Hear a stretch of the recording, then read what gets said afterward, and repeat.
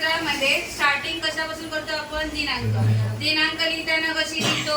पहिली डेट म्हणजे आजची डेट किती आहे?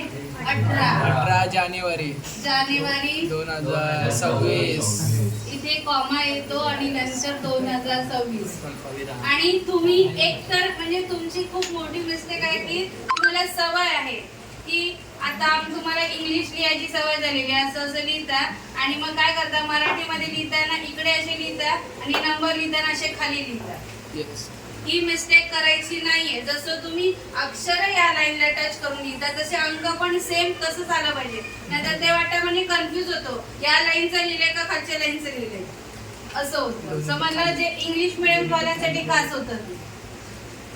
नंतर आहे प्रति. त्याच्यानंतर तुम्हाला माननीय व्यवस्थापक. तुम्हाला कोणाला लिहायचं म्हणजे शक्यतो आपण माननीय व्यवस्थापकच लिहितो. त्याच्यानंतर त्याचा येतो पत्ता. प्रति नंतर कॉमा द्यायला विसरायचं नाहीये.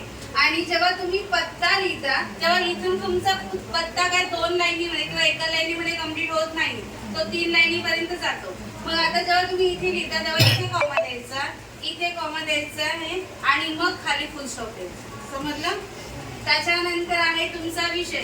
लाईन सोडली नाही सोडली तरी चालेल. समजलं? डायरेक्ट खाली विषय, पण असं एकदम टच लाईनला ह्या टच करून लिहायचा नाहीये.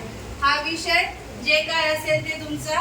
त्याच्यानंतर इथे माननीय व्यवस्थापक, माननीय महोदय वगैरे असं लिहायचं नाही, फक्त महोदय लिहायचं आहे. इथे महोदय आलं. नंतर स्टार्टिंगला तुम्ही पत्र कशासाठी लिहिताय हा मेन तुमचा मुद्दा आला पाहिजे. आणि त्याच्यानंतर तुमचं जे काय असेल ते सविस्तर लिहायचं आहे. आणि मग आपला विश्वासू तुमचं नाव आणि पत्ता. आता याच्यामध्ये पण मार्क्स डिवाइड केले असतात, म्हणजे जसं की दिनांक लिहिले व्यवस्थित, प्रति लिहिला, इथे 1.5 मार्क आहे, त्याच्यानंतर इथे 1 मार्क आहे, इथे हा व्यवस्थित केला, म्हणजे अशा प्रकारे ते 6 मार्काचं काय केलेलं आहे? डिवायडेशन केलेलं आहे. मग त्याच्यानुसार तुम्ही लिहिताना म्हणजे समजा तुम्हाला इथे जरी नाही व्यवस्थित लिहिता आलं तरी तुम्ही हे जरी व्यवस्थित लिहिलं तर तुम्हाला 2 ते 3 मार्क सहज मिळू शकतात. समजलं? पण तुम्ही जेव्हा ते टॉपिक दिलं जातो त्याच्यामधलं पत्र कोणाला लिहायचंय, कोणी लिहायचं हे पहिलं समजून घेणं गरजेचं आहे. कधी कधी तुम्हाला काय होतं त्या पत्राचा अर्थच कळत नाही, म्हणजे कोणाला लिहायचंय, काय करायचंय नेमकं, म्हणजे तुम्ही कन्फ्युज असता. मग ते आपण 2-3 वेळा वाचून नीट समजून घ्यायचंय की ते पत्र काय, म्हणजे त्या पत्रामध्ये काय दिलेलं आहे, ते कशासाठी दिलेलं आहे हे समजून घेऊन मग त्या विषयाकडे म्हणजे ते लिहिण्याकडे वळायचं आहे. समजलं? हा झाला तुमचा पत्र लेखन. सेकंड मध्ये तुम्हाला काय आहे? अपठित उतारा, जो तुमचा फर्स्ट क्वेश्चन मधला सेकंड पार्ट आहे. आता समजा आता अपठित उतारा 1/3 भाग समजतो ना, 1/3 पार्ट. मग तो 1/3 पार्ट म्हणजे तुम्हाला समजा 12 लाईन्स असतील तर 12 लाईन्सचं तुम्हाला 1/3 पार्ट किती येणार आहे? 3 लाईन्स. इथे बघा,